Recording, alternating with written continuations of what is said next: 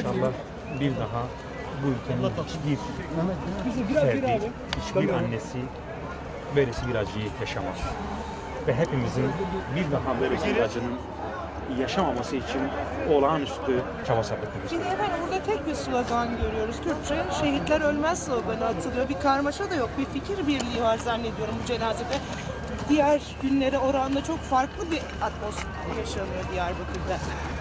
Diyarbakır'daki bu vakur duruş, Diyarbakır'daki bu büyük sahiplenme umuyor ve diliyorum ki bu ülkeye barışı getirir.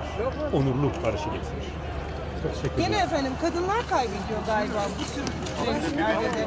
O konuda ne düşünüyorsunuz? Ölen 3 kadın var. Kadınlar kaldıracaklar cenazeyi yine. Öyle Biz daha hiçbir annenin, hiçbir babanın acı yaşamaması için, bir daha hiçbir kadının ezilmemesi için, yaşamını yitirmemesi için hepimize düşen görevler vardır.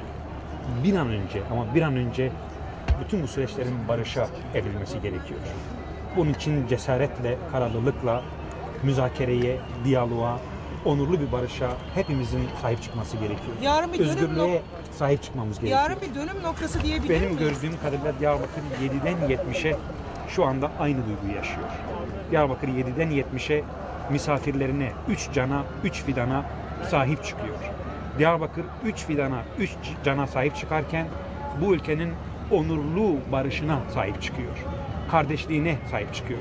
Provokasyonları boşa çıkarmaya çalışıyor. Aydınlık bir gelecek için yekvücut olmuş durumda. Hepimizin bu tabloyu görmesi ve bu tabloya güç vermesi gerekiyor diye düşünüyorum.